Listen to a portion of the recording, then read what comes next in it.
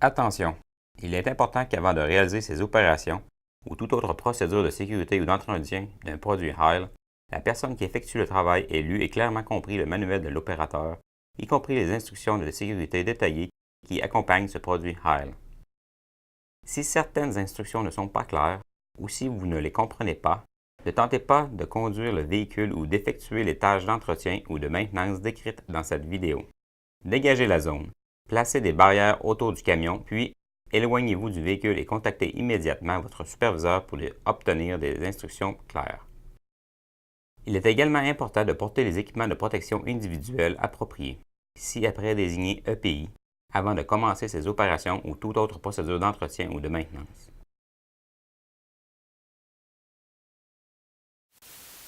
Bonjour, je suis Edward Welch, le gourou du service ici chez HAIL Environnemental à Fort Payne en Alabama. Merci de vous joindre à moi au Service Shack.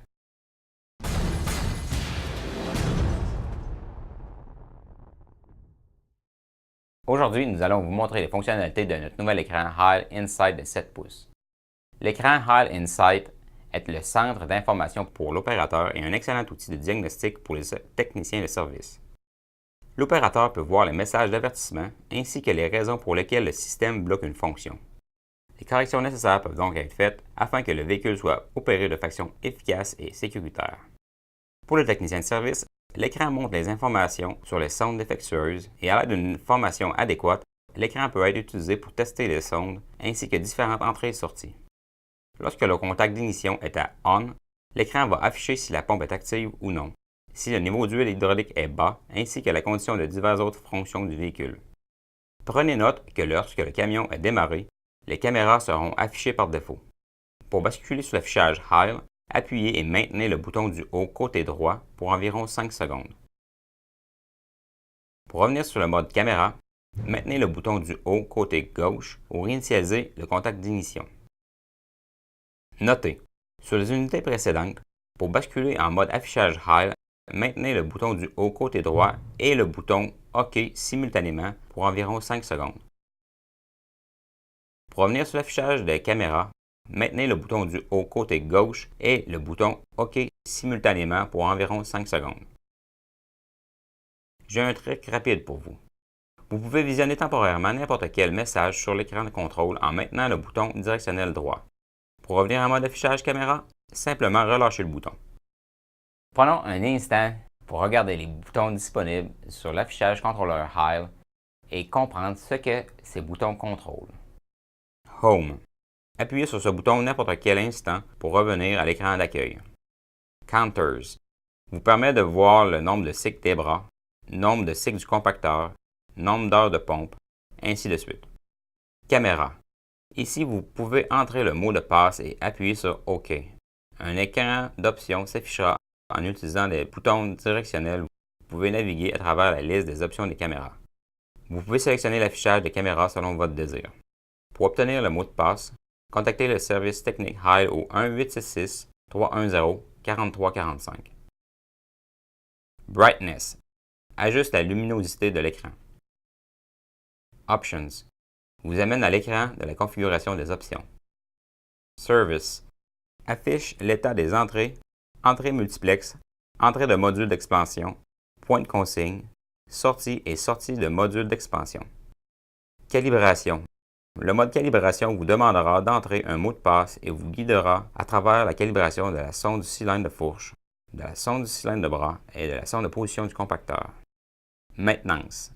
Le mode maintenance est utilisé pour initialiser les compteurs et entrer dans le mode service. Le bouton directionnel est le bouton central. Ce bouton vous permet de naviguer vers le haut, le bas, la gauche et la droite en visionnant les entrées, sorties ou autres données. Le bouton central est un bouton OK pour confirmer une sélection. Alors, qu'est-ce qu'une entrée? Les entrées sont des signaux que le contrôleur reçoit provenant de capteurs, sondes ou interrupteurs. Cela inclut les capteurs de proximité, sonde de position du compacteur, l'interrupteur on-off de la pompe, interrupteur de puissance système et bouton poussoir pour le compacteur. Tous signaux provenant d'un interrupteur ou d'une sonde envoyés vers le contrôleur sont appelés entrées et peuvent être vus sur le menu du contrôleur Cortex. Ces menus vous montrera l'état de chacune des entrées. Une fois rendu sur le menu, Vous pouvez défiler le menu vers le bas afin d'afficher toutes les entrées sur cette page. Voici un exemple de fonctionnement. Vérifions le signal du capteur de proximité de la porte d'accès latérale. Lorsque cette porte est fermée, le signal du capteur de proximité va se rendre vers le contrôleur Cortex.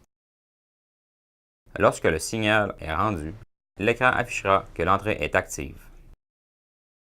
Maintenant, regardons ce que nous retrouverons dans le mode service.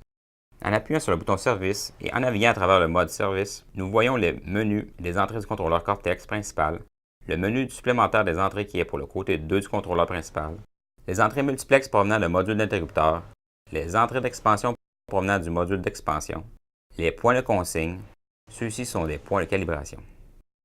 Et en naviguant davantage, nous apercevrons que les sorties du contrôleur principal. Ensuite, nous verrons le menu supplémentaire des sorties qui est pour le côté 2 du contrôleur principal, les sorties d'expansion provenant du module d'expansion et le contrôle de puissance qui montre le statut de la puissance d'ignition des contrôleurs. Alors, qu'est-ce qu'une sortie? Les sorties sont des signaux provenant du contrôleur pour activer quelque chose ou faire bouger quelque chose.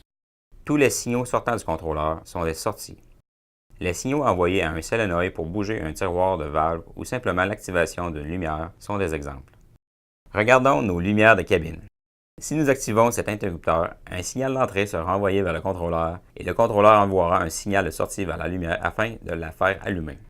Après que l'interrupteur et la sortie soient actives, la sortie affichera que la lumière est allumée.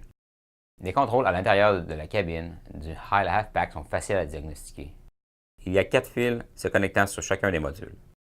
Un fil 12 volts, un fil de mise à la masse et 2 fils de communication réseau. Voici comment faire le diagnostic. Si aucune puissance est présente sur le module d'interrupteur, vérifiez que le fil 12 volts ou le fil de mise à la masse est bien connecté. Si le fil 12 volts et la masse sont bons, le problème peut être un module d'interrupteur défectueux. Si seulement un interrupteur cesse de fonctionner, alors cet interrupteur est défectueux. Une autre façon de diagnostiquer un module d'interrupteur est de regarder l'état des entrées dans la page des entrées multiplex sur l'écran. Si un interrupteur fait défaut, vous devrez changer le module d'interrupteur au complet. Le module d'interrupteur n'est pas vraiment réparable. J'espère que cette vidéo vous aidera à comprendre ce que vous devez connaître sur l'écran Heil Insight. Merci d'avoir visionné la vidéo. Souvenez-vous que nous sommes là pour vous aider pour quoi que ce soit. Soyez prudents et on se revoit ici au Service Shack.